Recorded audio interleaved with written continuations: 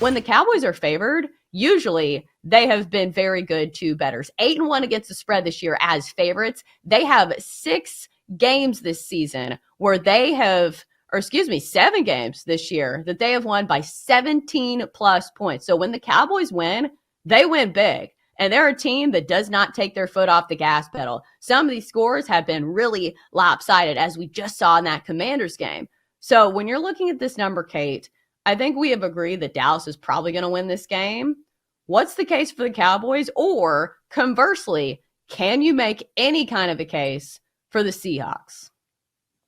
My case for the Cowboys is stronger than anyone I can make for the Seahawks. And at some point, Dallas's dominance at home over bad teams likely will go the other way, and you'll see a little bit of variance there. But I just don't see that being the spot. They've won 13 straight games at home dating back to last season. Cowboys have outscored opponents 198-60 at home this year, and the Seahawks to me are just not the 6-5. They're above 500. They're not a great team. They've been terrible in the month of November. 1-3, and yes, losses to San Francisco and Baltimore. Those are 2 of the top teams in the league, so you can't fault them too much. But Seattle has kind of shot themselves in the foot in a lot of these games. Ton of penalties, ton of turnovers, things like that. You can't do that against a team like Dallas, whose offense has been absolutely rolling. You just mentioned how many yards Prescott's putting up every game. You know the Cowboys are going to be able to score. So if you're the Seahawks, you can't have those same issues pile up again. Seattle's offense, only 3 offensive touchdowns in its last 4 games, hasn't scored an offensive touchdown in its last 7 quarters. Plus Chelsa, they just lost last week to Seattle. Who do they have next week? Or not Seattle. Seattle just lost last week to San Francisco. Mm-hmm. Seattle also plays San Francisco next week, a division game. So this is kind of a sandwich spot for the Seahawks. And they can't look at it in that sense, because if you don't win any games, you're not going to be able to make the playoffs, even as a wild card, anything like that. So I think the Cowboys are the right side. I know that's probably square and this is a lot of points, but I just don't see the way this offense is rolling for Dallas. I don't see it slowing down against the Seattle defense. So bottom line, do you think this is situationally too tough of a spot for the Eagles this week? Or do you think the magic continues for Jalen Hurts and company? Could be both. We'll see. But I agree with you. Situationally, this is an atrocious spot. And I think when the Eagles' schedule came out, everybody looked at this spot. And a lot of people were like, oh, I don't know. Those that were backing Dallas to win the NFC East pointed to this part of the schedule because, you have to go to Kansas City. Then you got to play Buffalo in a short week.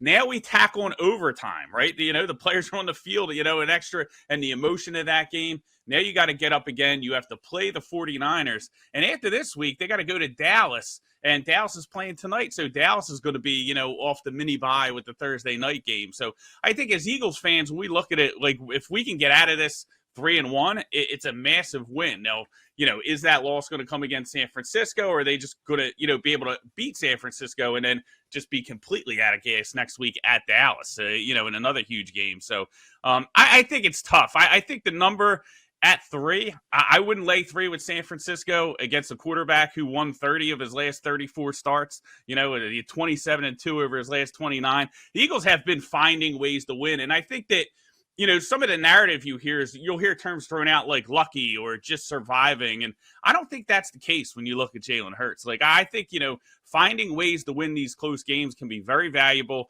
especially the deeper you get into the season, when you get into the playoffs. But they're going to have to, when these two teams play, it comes down to who controls the line of scrimmage. And I'm just wondering if the Eagles' offensive line is going to have enough gas after next week. So I haven't bet it yet. If it gets over 3, I will definitely be betting the Eagles. I may bet Philadelphia at 3, but it's going to be a tremendous game either way. I saw a tweet on Jaden Daniels, somebody arguing the case for Jaden Daniels to win the Heisman. And his numbers this year, they fly off the page. And I get it. LSU, not one of the better teams this year.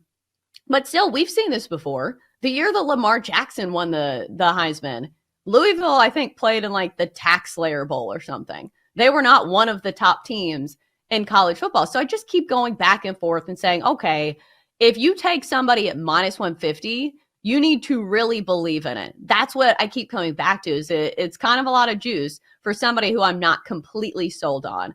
But it feels like the committee loves themselves some Bo Nix. So I do feel like he probably is going to win it. So like I said, instead of taking, oh man, this has moved. It's minus 185 over at BetMGM now. Bo Nix to win the Heisman. Ooh. So maybe you can still get a minus 150 elsewhere, but still, that is the alternative to laying a big number on the spread with Oregon if you think that Oregon wins.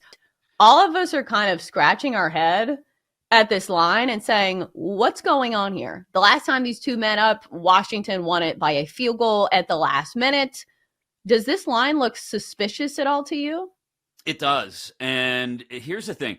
All the sharp money has come in on this thing and pushed the line up. I think it opened, at 8 maybe, and has pushed it up to 9.5 in a lot of spots. And that tells me maybe somebody knows better than we do. But despite the video game numbers that Bo Nix has put up for the last month, Washington, to your point, Chelsa, did win this game. It was a couple months ago. Dan Lanning really screwed it up with some poor decisions in that game, but Washington has won this game already. I know people are fading a bit on the Huskies because of the way they've played the last month. Michael Penix Jr. has not quite looked like the Heisman candidate he did earlier in the year. And that's the other sort of side path to this thing, is the quarterback that wins this game has, or at least if Bo Nix wins it, if Michael Penix Jr. were to put up a really big game in winning it, has a good shot at the Heisman, as they both try to dance around Jaden Daniels, who doesn't play this week. But I think there's too much recency bias on Washington here. You know, they won ugly in Corvallis a couple weeks ago. They won ugly in the Apple Cup. But I think both of those games, there was so much extra going into it. Both of those programs, obviously, being left behind as the Pac-2, right? And both of them with something to prove. Oregon State at that point was still in the Pac-12 title race. And it was a nasty weather game, cold and windy and rainy that Saturday night in Corvallis. I think we get the best game we've gotten from Penix in over a month. I think we get a high-scoring game. The 66.5 certainly indicates that. And I don't know if Washington pulls off the upset, but man, the money line is attractive, right? Like 290. So I would not be surprised to see Washington, who's undefeated, by the way, and coming in as a 9.5-point dog, too, at a neutral site. I wouldn't be surprised to see Washington pull off the upset, but I think the safer bet here for me anyway is just Washington with the 9.5, because I think this ends up being, much like the first meeting, a last possession game between these two.